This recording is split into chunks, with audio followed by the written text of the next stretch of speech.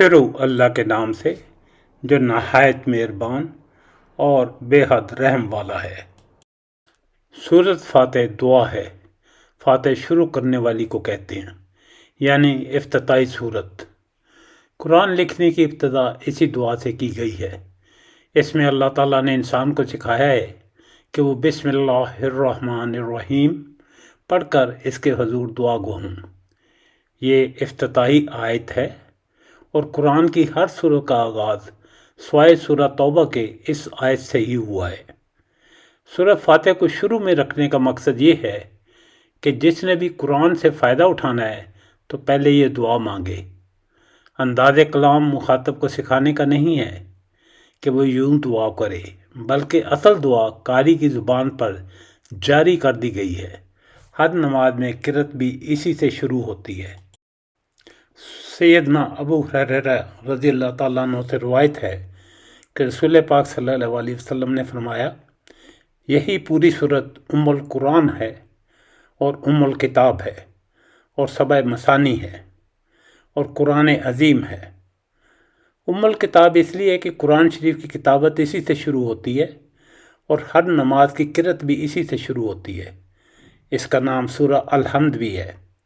سورہ فاتح کا نام صلاۃ بھی ہے، اس لیے کہ نماز کی ہر رکعت میں اس کا پڑھنا لازم ہے۔ اس سورت کا نام الشفا بھی ہے۔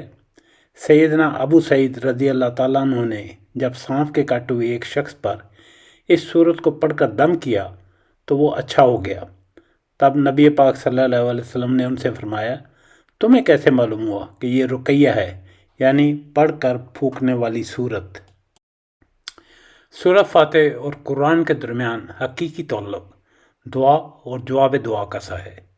سورہ فاتح دعا ہے بندے کی جانب سے اور قرآن اس کا جواب ہے اللہ تعالیٰ کی جانب سے۔ یہ سورت اللہ تعالیٰ سے مناجات ہے اور اللہ تعالیٰ بندے کی طرف متوجہ ہو کر ہر آیت کا جواب عنایت فرماتا ہے۔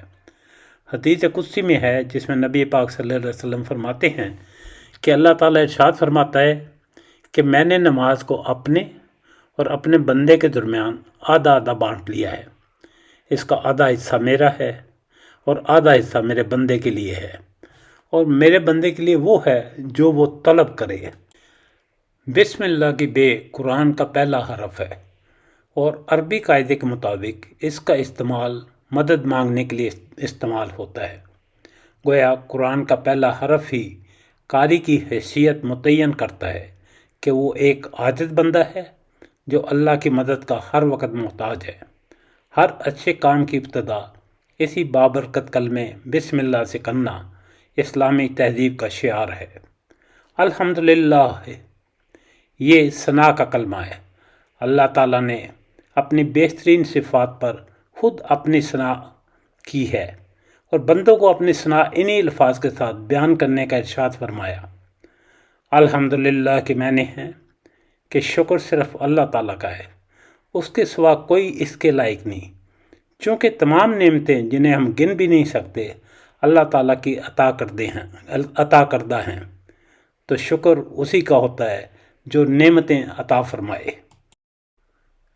رب العالمین، عالمین جمع ہے عالم کی، اس سے مراد تمام مخلوق کا رب کے پالنے والے، رب کے معنی پالنے والے کے ہیں۔ مخلوق خواہ آسمانوں کی ہو یا زمینوں کی یا زمینوں کے درمیان کی، ہمیں ان کا علم ہو یا نہ ہو، ہم اللہ کی مخلوق ہیں، وہی ہمارا مالک ہے۔ الرحمن الرحیم، یہ رحمت کی صفتیں ہیں۔ رحمان اور رحیم صرف اللہ تعالیٰ ہی کا نام ہے۔ یہ دونوں نام رحمت اور رحم والے ہیں، ایک میں دوسرے سے زیادہ رحمت و رحم ہے، دونوں میں مبالغہ ہے۔ اس کی رحمت ہے کہ اس نے ہمیں پیدا کیا اور اس کی رحمت کا فیض ہمیں مسلسل پہنچ رہا ہے۔ ابن مبارک رحمۃ اللہ فرماتے ہیں، رحمان اسے کہتے ہیں کہ جب اس سے مانگا جائے تو عطا فرمائے، اور رحیم وہ ہے کہ جب اس سے نہ مانگا جائے تو وہ غضبناک ہو۔ ترمذی کی ہدایت میں ہے، جو شخص اللہ تعالیٰ سے نہ مانگے اللہ تعالیٰ اس پر غضبناک ہوتا ہے۔ مالک یوم الدین، اس دن اللہ تعالیٰ کے سوا کوئی مالک، کوئی بادشاہ نہ ہوگا۔ یوم الدین سے مراد مخلوق کے حساب کا یعنی قیامت کا دن ہے۔ जिस दिन तमाम भले बुरे आमाल का बदला दिया जाएगा। इय्याका नअबुदु व इय्याका नस्तईन। इय्याका नअबुदु में शिर्क से बेजारी का ऐलान है। इय्याका नस्तईन और अपने तमाम कामों में हम ए अल्लाह तुझी से मदद मांगते हैं। ये इकरार है कि हमारे रब, हम तेरी इबादत करते हैं, तुझी से मदद चाहते हैं। इस इतराफ़ व इकरार के बाद ज़ाहिर है कि ना बंदे के पास किसी को देने के लिए कुछ रहा और ना किसी से कुछ मांगने की गुंजाइश बाकी रही। इहदिना सिरातल मुस्तकीम। सिरातल मुस्तकीम से मुराद दुनिया में ज़िंदगी गुजारने का वाज़ेह और साफ रास्ता। सिरातल मुस्तकीम अल्लाह और रसूल सल्लल्लाहु अलैहि वसल्लम के अहकाम की पैरवी और ताबेदारी है। इहदिना सिरातल मुस्तकीम के माने ये हुए कि ऐ अल्लाह हमें सिरात मुस्तकीम पर साबित कदम रहने की तौफीक दे।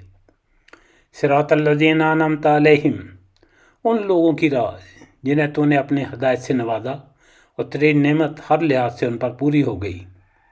मतलब ये है कि ऐ अल्लाह जल्लो शानहू, तू मुझे अंबिया अलैहिस्सलाम और सिद्दीक़ीन और शुहदा और सालिहीन की राह पर चला, जिन पर तूने अपनी अताअत और इबादत की वजह से इनाम नाज़िल फरमाया। गैरिल मग़दूबि अलैहिम वलद्दॉलीन, और उन लोगों की पैरवी से बचा जिन पर ग़ज़ब व गुस्सा किया गया, और गुमराह लोगों के तरीके से भी बचा ले। सूरह फातिहा को ख़त्म करके आमीन कहना मुस्तहब है। सही मुस्लिम में है कि नबी करीम सल्लल्लाहु अलैहि वसल्लम ने फरमाया, जब तुम में से कोई अपनी नमाज में आमीन कहता है और फरिश्ते आसमानों में आमीन कहते हैं, तो जब एक की आमीन दूसरे की आमीन से मिल जाती है तो उस शख्स के तमाम पहले गुनाह माफ़ हो जाते हैं।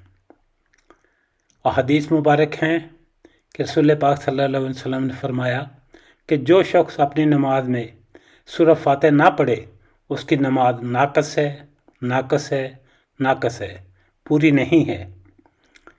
दूसरी हदीस में फरमाया गया, जिसने फातिहा नहीं पढ़ी उसने गोया नमाज नहीं पढ़ी। फातिहा के बगैर नमाज ना तमाम है, ना तमाम है, वो पूरी नहीं होती। अल्लाह ताला फरमाता है कि मैंने नमाज को अपने और अपने बंदों के दरमियान आधा आधा बांट लिया है। इसका आधा हिस्सा मेरा है और आधा हिस्सा मेरे बंदे के लिए, और मेरे बंदे के लिए वो है जो वो मांगे। चुनाचे वो जब अल्हम्दुलिल्लाह रब्बिल आलमीन कहता है तो अल्लाह ताला फरमाता है मेरे बंदे ने मेरी हम्द की।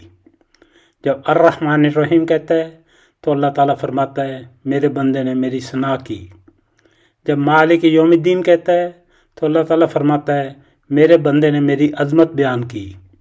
और जब इय्याका नअबुदु व इय्याका नस्तईन कहता है तो अल्लाह ताला फरमाता है ये मेरे और मेरे बंदे के दरमियान है, और बंदा जो कुछ मांगता है वो पालेगा।